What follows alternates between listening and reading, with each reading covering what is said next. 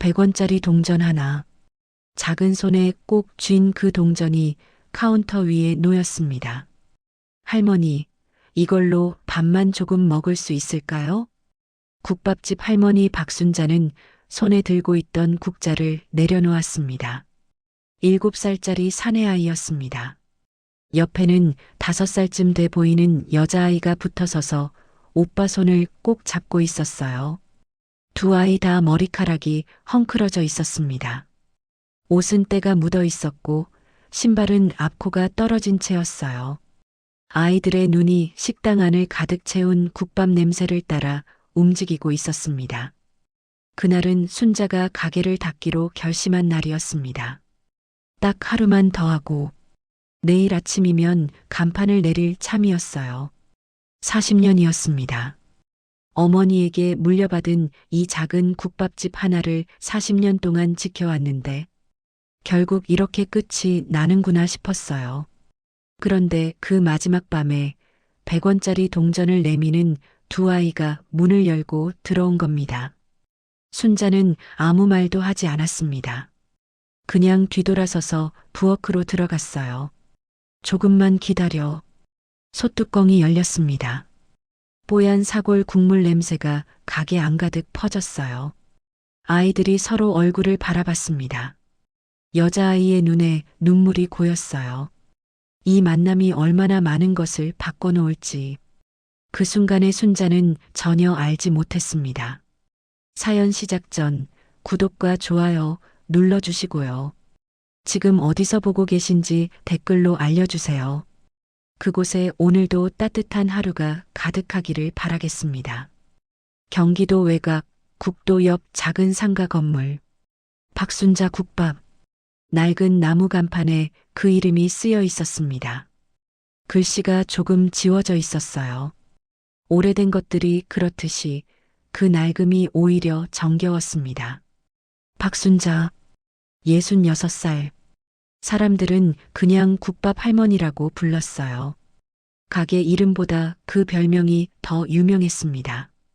아침 5시에 나와서 밤 9시에 문을 닫았어요. 36년을 하루도 빠짐없이 그렇게 살았습니다. 그 전에는 어머니가 그렇게 살았어요. 어머니 나이도 66에 이 가게를 넘겼습니다. 순자도 어느새 그 나이가 됐어요. 사골을 고아서 낸 뼈 국물, 직접 배추를 절여 담근 깍두기, 새벽부터 불 앞에 서서 만드는 따뜻한 밥 한 그릇. 국밥은 빠르게 끓여내는 게 아니야. 천천히 우려내야 해. 그래야 진짜 맛이 나는 거다. 어머니가 늘 하시던 말씀이었습니다. 순자는 그 말을 평생 지켰어요. 뼈를 넣고 12시간을 끓였습니다.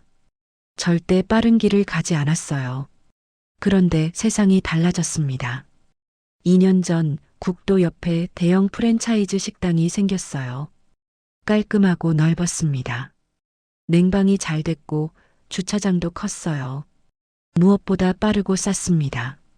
사람들이 거기로 갔습니다. 당연한 일이었어요. 순자는 서운하지 않았습니다. 아니, 서운하지 않으려고 했어요. 손님이 줄었습니다. 1명, 2명. 그러더니 어느 날부터는 점심시간에도 테이블이 비기 시작했어요. 그래도 순자는 아침 5시에 나왔습니다. 새벽부터 뼈를 끓였어요. 손님이 오든 안 오든 준비가 돼 있어야 손님이 오는 거야. 손님이 없다고 준비를 안 하면 그건 이미 장사가 아닌 거다. 어머니 말씀이었어요. 하지만 한 달에 적자가 150만 원씩 났습니다. 모아놓은 돈이 바닥을 보이기 시작했어요. 겨울이었습니다. 밖은 영하 10도였어요. 식당 안은 따뜻했지만 손님이 없으니 그 따뜻함도 쓸쓸했어요. 순자는 오늘 결심을 했습니다. 내일 아침 아들한테 전화를 하기로 했어요. 서울에서 회사 다니는 막내 아들. 엄마, 이제 그만 올라오세요. 몸도 힘드시잖아요. 그 말을 들을 때마다 고개를 저었는데 이제는 더 이상 고개를 저을 힘이 없었습니다. 오늘 마지막으로 솥을 올렸어요. 남은 뼈를 넣었습니다. 가스불을 켰어요. 잠시 그 불꽃을 바라봤습니다. 어머니, 눈물이 나지는 않았어요. 그냥 가슴이 무거웠습니다. 40년. 한 그릇 한 그릇 정성을 담아 퍼낸 국밥이 몇 그릇이나 됐을까요? 저녁 8시가 넘었을 때였습니다. 문이 열렸어요. 딸랑. 작은 종소리가 났습니다. 순자가 고개를 들었어요. 두 아이가 서 있었습니다. 7살쯤 돼 보이는 사내아이였습니다. 그 옆에 5살쯤 된 여자아이가 붙어 서 있었어요. 누가 봐도 남매였습니다. 아이들 머리카락이 헝클어져 있었어요. 며칠 동안 감지 않은 것 같았습니다. 옷은 낡고 때가 묻어 있었어요.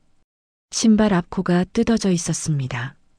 여자아이 발에는 얇은 발가락 양말만 신겨져 있었어요. 영하 10도의 날씨에 두 아이가 가게 안을 두리번거렸습니다. 사골 국물 냄새를 맡는 건지 코를 살짝 킁킁거렸어요. 사내아이가 먼저 앞으로 나왔습니다. 카운터 위에 작은 손을 올렸어요. 손바닥을 폈습니다. 100원짜리 동전 하나가 있었어요. 땀에 젖어서 반짝거렸습니다. 할머니, 아이의 목소리가 떨렸어요. 이걸로 밥만 조금 먹을 수 있을까요? 순자가 아이를 바라봤습니다. 아이의 눈이 빨개져 있었어요. 울다가 온 건지 추위에 맞은 건지 알 수 없었습니다. 여자아이는 오빠 팔을 두 손으로 꼭 잡고 있었어요. 오빠 뒤에 꼭 붙어 있었습니다. 몇 군데를 돌아다닌 것 같았어요. 거절을 여러 번 당한 얼굴이었습니다. 그래도 포기하지 않고 여기까지 온 아이의 눈빛. 순자는 아무 말도 하지 않았어요. 그냥 뒤돌아서서 부엌으로 들어갔습니다. 조금만 기다려. 뚜껑을 열었어요. 사골 국물이 뽀얗게 끓고 있었습니다. 뜨거운 김이 올라왔어요. 순자는 큰 뚝배기를 꺼냈습니다. 아이들이 먹을 거니까 뜨겁지 않게 조금 식혀야겠다 싶었어요. 국물을 넉넉히 떴습니다. 밥을 가득 퍼넣었어요. 건더기도 넣었습니다. 거기에 계란 하나를 깼어요. 뜨거운 국물 속에서 계란이 익었습니다. 작은 그릇에 깍두기를 담았어요. 깍두기가 빨갛게 잘 익어 있었습니다. 두 그릇을 들고 나왔어요. 아이들이 카운터 앞에 서 있었습니다. 여전히 서로 손을 잡은 채 여기 앉아. 순자가 테이블을 가리켰어요. 아이들이 조심스럽게 앉았습니다. 국밥 뚝배기가 테이블에 놓였어요. 뜨거운 김이 올라왔습니다. 사내아이가 눈을 크게 떴어요. 여자아이가 국밥을 보더니 눈물이 그렁그렁해졌습니다. 근데 100원밖에 없는데요. 사내아이가 작은 목소리로 말했어요. 순자가 아이의 머리를 한번 쓰다듬었습니다. 오늘은 특별히 서비스야. 어서 먹어. 아이들이 서로 얼굴을 바라봤습니다. 그리고 두 손을 모았어요. 잘 먹겠습니다. 작은 목소리로 인사를 했습니다. 숟가락을 들었어요. 첫 숟가락을 떠서 입에 넣는 순간 여자아이가 울기 시작했습니다. 소리 없이 눈물이 뺨을 타고 흘러내렸어요. 국밥 위로 눈물이 뚝뚝 떨어졌습니다. 사내아이도 코를 훌쩍이기 시작했어요. 두 아이가 울면서 국밥을 먹었습니다. 순자는 카운터 뒤에서 그 모습을 바라봤어요. 가슴이 조여들었습니다. 저 아이들 언제 마지막으로 밥을 먹었을까요? 아이들이 밥을 먹었습니다. 천천히 그리고 열심히 먹었어요. 한 톨도 남기지 않았습니다. 뚝배기 바닥까지 긁어 먹었어요. 깍두기도 남기지 않았습니다. 다 먹고 나서 두 아이가 일어났어요. 다시 두 손을 모았습니다. 잘 먹었습니다. 이번엔 좀 더 큰 목소리였어요. 사내아이가 용기를 내는 것 같았습니다. 할머니, 응? 이 국밥, 할머니 손맛이에요? 순자가 고개를 끄덕였어요. 우리 할머니 국밥이랑 똑같아요. 아이의 눈에 또 눈물이 고였어요. 우리 할머니도 이렇게 해줬는데 그 말을 끝으로 아이들은 문을 열고 나갔습니다. 찬바람이 훅 들어왔어요. 문이 닫혔습니다. 순자는 아이들이 앉았던 테이블을 바라봤어요. 깨끗이 비워진 뚝배기 2개. 할머니 국밥이랑 똑같아요. 그 한마디가 가슴에 박혔어요. 순자는 테이블을 닦으면서 생각했습니다. 저 아이들, 어디 사는 아이들일까요? 할머니는 왜 같이 없을까요? 저 추운 밤에 100원 들고 어디서 걸어온 걸까요? 그날 밤 순자는 잠을 잘 이루지 못했습니다. 아이들 얼굴이 자꾸 떠올랐어요. 그리고 또 한 가지 생각이 났습니다. 가게를 닫으려 했던 것. 이상하게 그 마음이 흔들렸어요. 순자의 어머니는 이 가게를 1981년에 시작했습니다. 경기도 외곽국도 옆. 처음엔 좌판이었다고 했어요. 리어카에 솥을 올려놓고 새벽 4시부터 나와서 공사판 일꾼들, 버스 기사들, 새벽에 장 보러 나온 아낙네들한테 국밥을 팔았어요. 그게 이 가게의 시작이었습니다. 어머니는 국물 내는 법을 가르쳐 줬어요. 사고를 넣고 처음에는 팔팔 끓여야 해. 그 다음에 불을 줄이고 약한 불에서 천천히 우려내는 거야. 절대 서두르면 안 돼. 순자가 어렸을 때 어머니 옆에서 지켜봤습니다. 엄마, 왜 저렇게 오래 끓여요? 국물은 시간이 만드는 거야. 빨리빨리 끓이면 그냥 뼈물이 돼. 천천히 오래 끓여야 진짜 맛이 우러나오는 거야. 그러다 어느 날 어머니가 뭔가를 넣는 걸 봤어요. 그게 뭐예요? 어머니가 미소를 지었어요. 이게 비법이야. 작은 약봉지 같은 것을 꺼내서 국물에 넣었습니다. 뭔데요? 나중에 가르쳐 줄게. 그 말이 마지막이었어요. 어머니가 갑자기 쓰러지셨거든요. 뇌경색이었습니다. 의식을 잃고 열흘 만에 돌아가셨어요. 순자는 그 비법을 끝내 듣지 못했습니다. 어머니 물건들을 정리하다가 작은 노트를 하나 발견했어요. 어머니 글씨로 국밥 레시피가 빼곡하게 적혀 있었습니다. 사골양, 물양, 끓이는 시간, 양념 비율, 깍두기 담그는 법, 모든 게 다 적혀 있었어요. 근데 마지막 줄에 딱 한 줄이 있었습니다. 글씨가 번져 있어서 잘 읽히지 않았어요. 마지막으로 꼭 넣어야 할 것은 거기서 잉크가 번져 있었습니다. 무엇인지 알 수가 없었어요. 순자는 그 후로 그것이 뭘까 생각하면서 매일 국밥을 끓였습니다. 한약재인가 싶어서 한약방에 물어봤어요. 한의사가 여러 가지를 알려줬지만 아니었습니다. 들기름인가, 참기름인가, 다시마인가, 멸치인가. 모두 해봤어요. 맛은 좋았습니다. 사람들이 맛있다고 했어요. 그런데 어머니 국밥은 아니었어요. 뭔가 달랐습니다. 상인들이 단골이 될 때가 많았어요. 어머니 국밥이 더 깊었는데 그 말을 들을 때마다 가슴이 쑤셨습니다. 순자는 포기하지 않았어요. 36년을 그렇게 끓였습니다. 아직도 그 마지막 비법을 모른 채, 그리고 2년 전부터 손님이 줄기 시작했어요. 옆에 프랜차이즈 식당이 생기면서부터였습니다. 맥도날드나 롯데리아 같은 게 아니었어요. 국밥 프랜차이즈였습니다. 공장에서 육수를 뽑아서 납품하는 방식이라고 들었어요. 맛이 균일하고 빨리 나왔어요. 주차장도 크고 테이블도 많았습니다. 사람들이 거기로 갔어요. 순자의 가게는 하루하루 조용해졌습니다. 그 겨울이 가장 힘들었어요. 매달 150만 원씩 적자가 났습니다. 모아놨던 돈이 바닥이 났어요. 막내 아들이 전화를 했습니다. 엄마, 이제 그만하시면 안 돼요? 올라오세요. 제가 모실게요. 순자는 웃으면서 전화를 끊었어요. 그리고 울었습니다. 어머니, 저 이제 못하겠어요. 그날 저녁 결심을 했어요.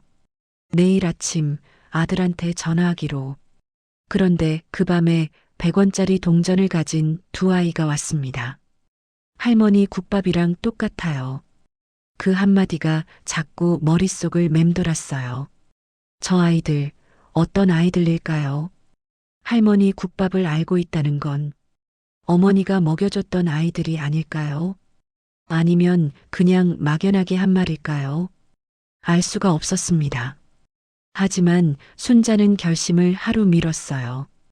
일주일만 더 해보기로 했습니다. 그 아이들이 다시 오면 뭔가를 물어봐야겠다고 생각했어요. 다음 날도 그 다음 날도 순자는 아침 5시에 나왔습니다. 뼈를 끓이고 밥을 했어요. 깍두기를 꺼냈습니다. 그리고 기다렸어요. 손님은 여전히 없었습니다. 점심에 한두 명, 저녁에 가끔. 그래도 괜찮았어요. 순자는 저녁 8시 이후에 유독 신경이 쓰였습니다. 아이들이 온 게 그 시간이었거든요. 사흘이 지났습니다. 나흘이 지났어요. 아이들이 오지 않았습니다. 이상하게 아이들이 걱정됐어요. 저 추운 날씨에 그 얇은 옷을 입고 어디서 자고 있을까요? 밥은 먹고 있을까요? 순자는 국밥 끓이면서 자꾸 그 생각을 했습니다. 닷새째 되는 날이었어요. 점심때쯤 이웃 분식집 아주머니가 들어왔습니다. 순자 씨, 요즘 어때요? 손님은 좀 있어요? 그냥 그렇지요. 아주머니가 앉으면서 말했어요. 어제 제 가게에 이상한 애들이 왔더라고요. 이상한 애들이요? 남자애 하나, 여자애 하나. 남매인 것 같은데. 형편이 많이 어려운 것 같더라고요. 돈이 없어서 그냥 보냈어요.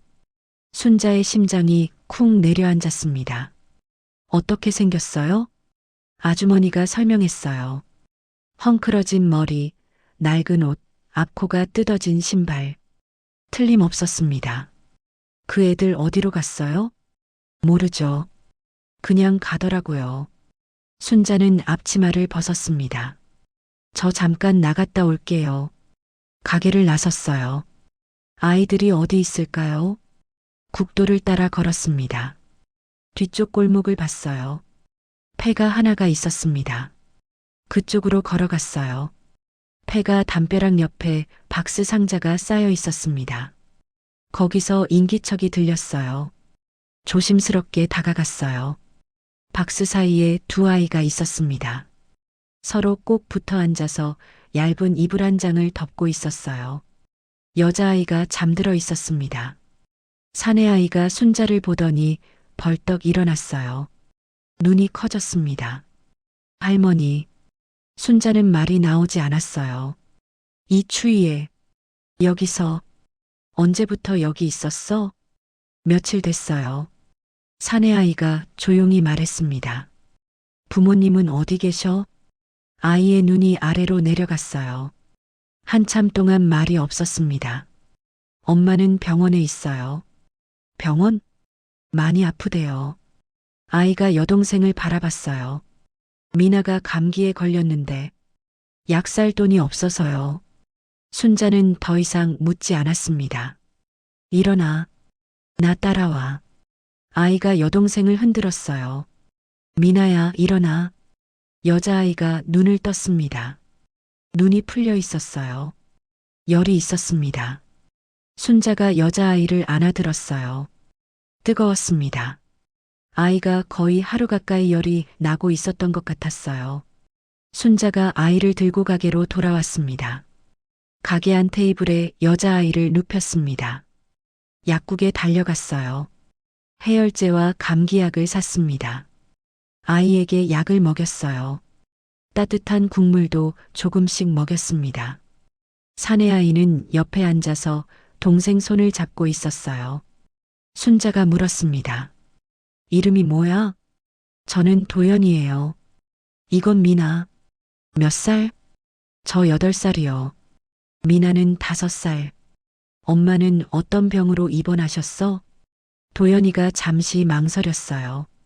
심장이래요. 아빠는? 아이가 고개를 저었어요. 없어요. 순자는 더 이상 묻지 않았습니다. 오늘은 여기서 자. 내가 이불 가져올게. 도연이의 눈이 커졌어요. 괜찮아요? 저희가 있어도 돼요? 어디 갈 데 있어? 아이가 고개를 저었습니다. 그럼 여기 있어. 그날 밤 순자는 아이들에게 국밥을 먹였어요.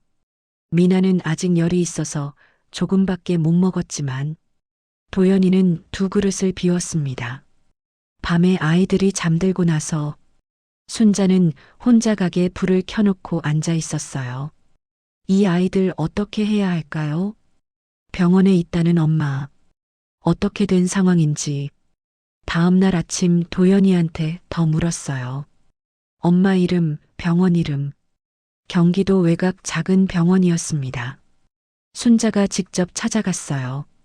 엄마는 36살이었습니다. 심장 판막증.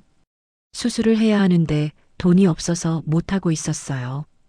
혼자 아이 둘을 키우고 있었습니다. 식당에서 파트 일을 했는데 갑자기 쓰러졌어요. 아이들이 어디 있는지 몰라서 걱정이 이만저만이 아니었습니다. 순자가 엄마한테 말했어요. 아이들 제가 데리고 있을게요. 걱정하지 마세요. 엄마의 눈에 눈물이 고였습니다. 죄송해요. 처음 뵙는 분한테. 아이들이 우리 가게에 왔었어요. 걱정하지 말고 치료에만 집중하세요. 순자는 가게로 돌아왔습니다. 그날부터 열흘이 시작됐어요. 아이들과 함께하는 열흘이었습니다. 아침마다 도연이가 일찍 일어났어요. 순자가 뼈를 끓이는 걸 옆에서 지켜봤습니다. 할머니, 왜 그렇게 오래 끓여요? 순자가 웃었어요. 국물은 시간이 만드는 거야. 얼마나요? 12시간. 그렇게 오래요? 응. 뼈 안에 있는 거 다 우러나오려면 시간이 걸려. 도연이가 솥을 바라봤어요. 맛있겠다. 이따 먹을게. 그렇게 아침이 시작됐습니다. 도연이는 가게 청소를 도왔어요. 시키지 않았는데 혼자 빗자루를 들고 쓸었습니다. 미나는 낫기 시작했어요. 둘째 날부터 열이 내렸습니다. 셋째 날에는 밥을 잘 먹었어요. 할머니, 이거 맛있어요. 미나가 깍두기를 집으면서 말했어요. 우리 할머니도 이런 거 만들었어요. 순자가 멈칫했습니다. 너희 할머니? 응. 돌아가셨어요. 미나가 아무렇지도 않게 말했습니다. 아이들은 그런 말을 그냥 하더라고요. 할머니가 어디 사셨어? 여기랑 가까운데요. 순자의 심장이 조금 빨리 뛰었어요. 이름이 어떻게 됐어요? 이름은 몰라요. 그냥 할머니였어요. 국밥집 하셨어요? 미나가 고개를 끄덕였어요. 응. 맛있는 국밥 해줬는데. 순자는 아무 말도 못했습니다. 이 아이들 할머니가 설마. 아닐 수도 있었어요. 이 동네에 국밥집이 하나 더 있었을 수도 있고요.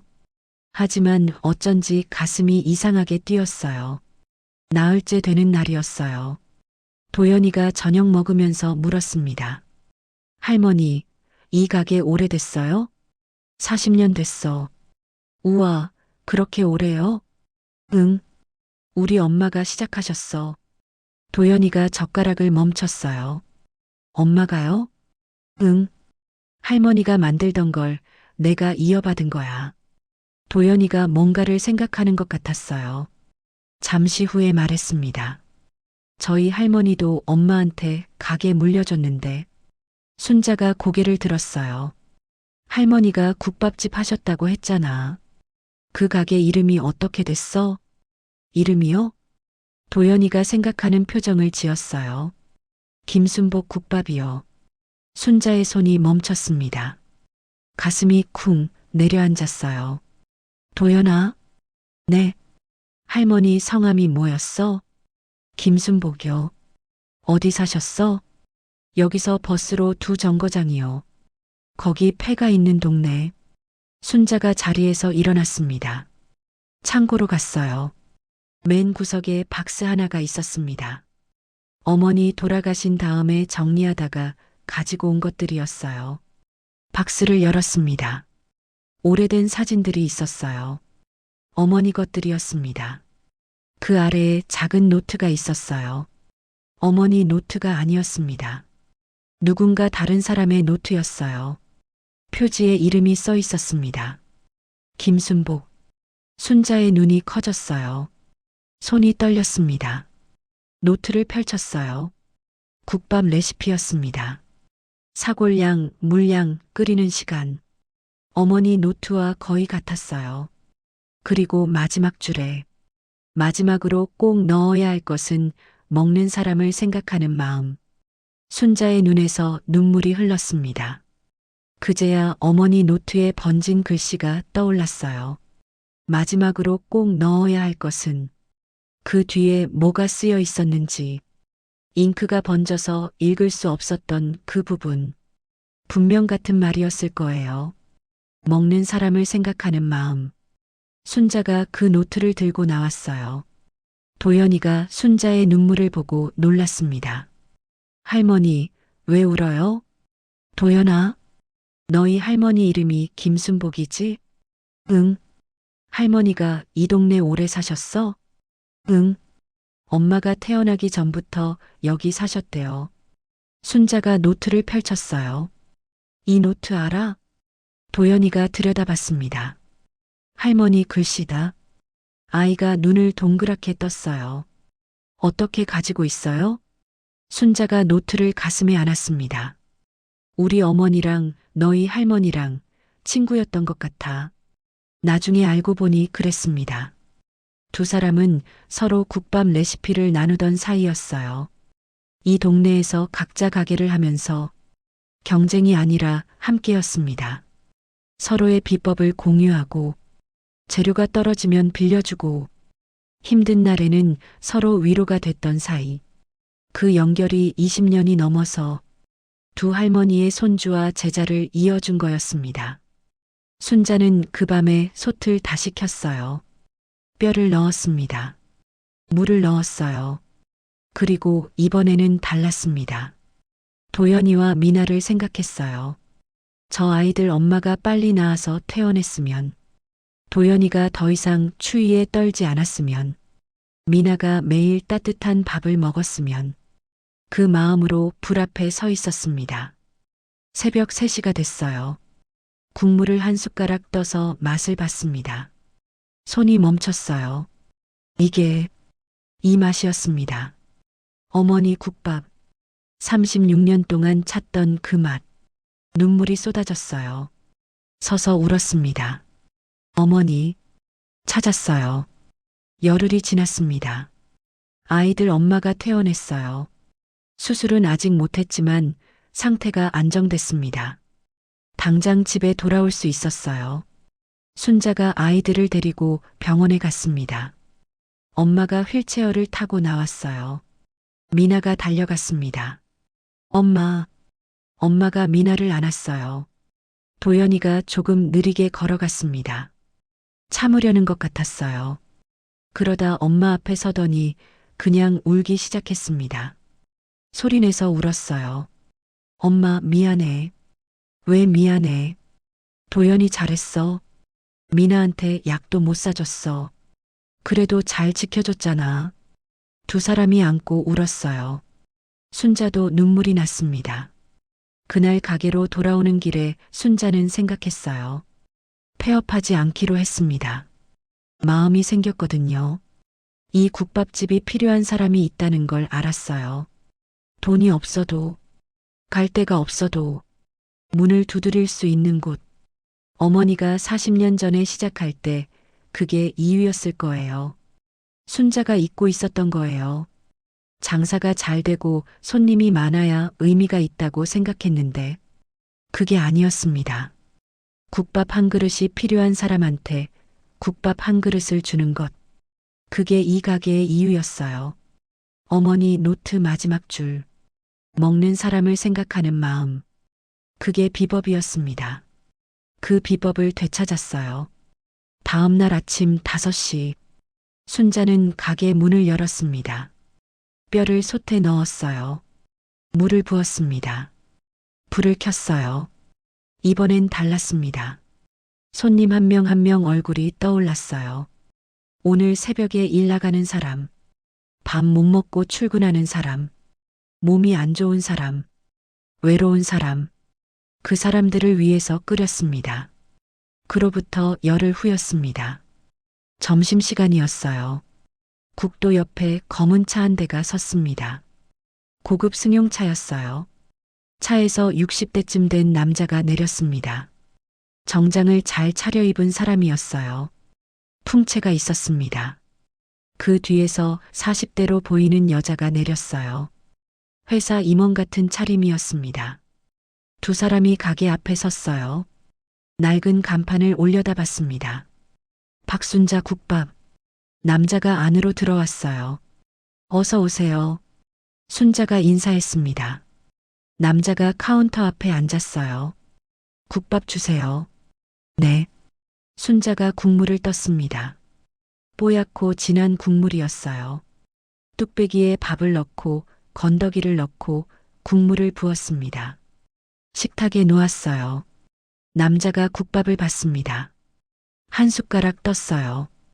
입에 넣었습니다. 잠시 아무 말이 없었어요. 순자가 다른 곳을 닦고 있었는데 이 맛. 남자가 말했어요. 순자가 고개를 들었습니다. 남자의 눈이 촉촉해져 있었어요. 어머니. 작게 중얼거렸어요. 순자가 다가갔습니다. 맛이 어때요? 어릴 때 먹던 맛이에요. 남자가 순자를 바라봤습니다. 어머니가 여기서 가게 하셨어요? 아니요. 저희 어머니는 다른 데서 하셨는데 맛이 비슷하네요. 남자가 다시 국밥을 먹었어요. 천천히 먹었습니다. 뒤에 앉아있던 여자도 국밥을 시켰어요. 역시 말없이 먹었어요. 두 사람이 다 먹고 나서 남자가 물었습니다. 이 가게 얼마나 됐어요? 40년 됐어요. 저희 어머니가 시작하셨어요. 남자가 고개를 끄덕였어요. 혼자 하세요? 네. 힘드시겠네요. 순자가 웃었습니다. 이제 괜찮아요. 남자가 일어서면서 명함을 꺼냈어요. 저는 한양 푸드 대표 한재원입니다. 순자가 명함을 받았어요. 한양 푸드, 전국의 국밥 프랜차이즈를 가진 회사였습니다. 저희 회사가 요즘 고민이 있어요. 남자가 말했어요. 뭔가 빠진 게 있어요. 맛은 비슷한데 손님들이 자꾸 말을 해요. 뭔가 다르다고. 순자가 가만히 들었습니다. 그 빠진 게 뭔지 오늘 여기서 알았어요. 남자가 순자를 바라봤어요. 부탁드려도 될까요? 여자가 앞으로 나왔습니다. 제가 한재원 대표님 딸 한지혜입니다. 저희 회사 운영 총괄을 맡고 있어요. 지혜가 명함을 내밀었어요. 저희가 이 가게를 저희 브랜드로 운영하고 싶어요. 당연히 선생님이 주인이고요. 저희는 경영과 홍보를 지원합니다. 순자가 두 사람을 바라봤어요. 왜 여기까지 오신 거예요? 재원이 말했어요.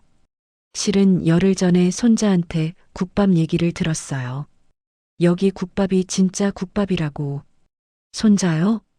도연이요. 순자의 입이 열렸습니다. 도연이가 손자예요? 재원이 고개를 끄덕였어요. 저희 딸이 오래전에 어려운 상황이 있었어요.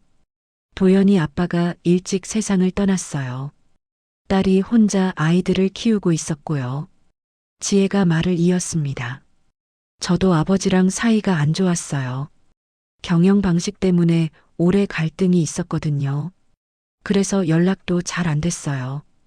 동생이 아프다는 걸 늦게 알았습니다. 재원이 말했어요. 도연이가 연락을 해줬어요.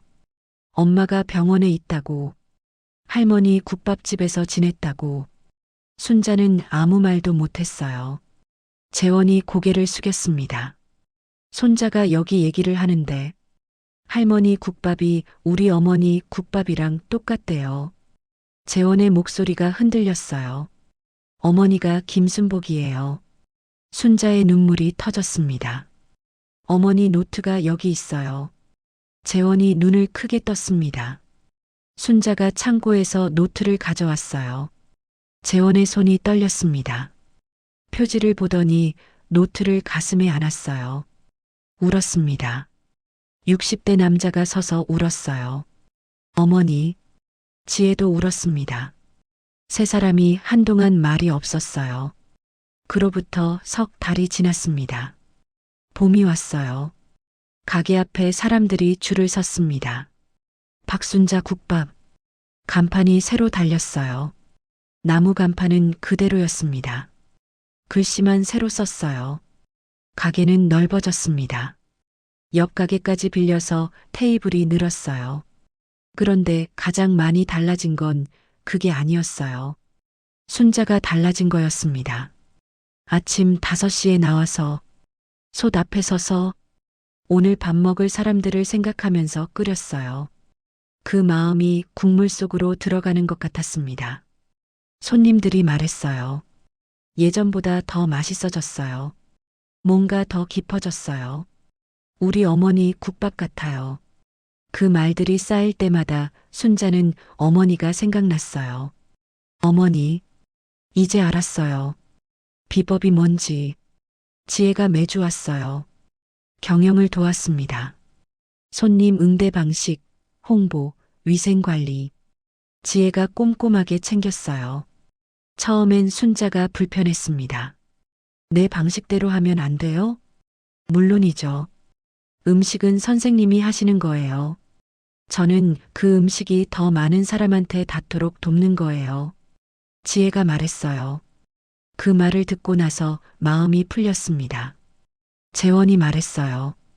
저도 여기서 배우려고요. 저희 가게들이 뭘 잃어버렸는지 이제 알았어요. 순자가 물었습니다. 뭐요?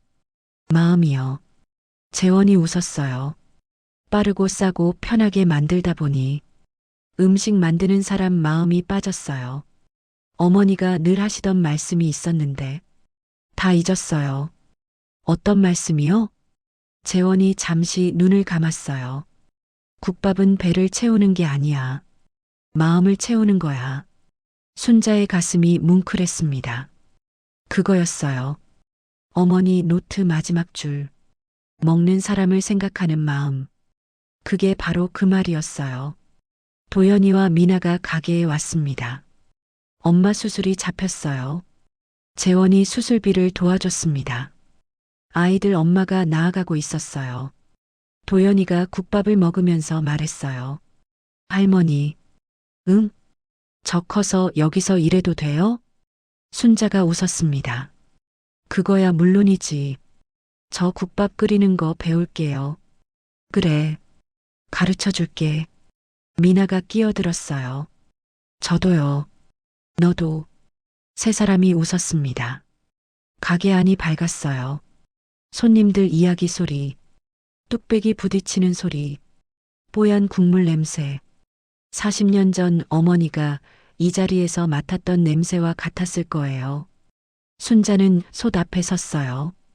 국자를 들었습니다. 오늘 여기 오는 사람들, 배고픈 사람들, 지친 사람들, 외로운 사람들, 그 사람들을 생각하면서 국물을 뜨기 시작했어요. 봄볕이 가게 안으로 들어왔습니다. 따뜻했어요. 100원짜리 동전 하나가 바꿔놓은 것들이 있었습니다. 폐업하려던 국밥집을 다시 살렸어요. 36년 동안 찾던 비법을 알게 했습니다. 두 할머니의 우정을 20년 만에 이어줬어요. 아버지와 딸의 갈등을 풀어줬습니다. 아이들에게 따뜻한 밥상을 돌려줬어요. 그 모든 게 배고픈 아이한테 국밥 한 그릇을 퍼준 것에서 시작됐습니다. 순자 할머니는 나중에 이렇게 말했어요. 그날 가게 문 닫으려고 했는데 문이 열렸어요. 아이들이 들어오더라고요. 100원을 내밀면서 밥만 조금 먹을 수 있냐고. 그 눈빛을 보는데 어머니가 생각나는 거예요. 처음에 어머니도 그렇게 시작하셨대요. 한 그릇, 또 한 그릇. 그 사람 얼굴 생각하면서 내가 너무 오래 잊고 있었구나 싶었어요. 음식은 배를 채우는 게 아니라 마음을 채우는 거잖아요. 그 마음이 국물 속에 들어가면 맛이 달라지더라고요. 오늘 이 이야기가 여러분 마음에 작은 온기로 남았다면 구독과 좋아요는 이런 이야기를 계속 전해드리는데 큰 힘이 됩니다. 지금 어디서 보고 계신지 댓글로 알려주세요. 그곳에 따뜻한 봄이 가득하기를 바랍니다. 오늘도 인생 사연이었습니다.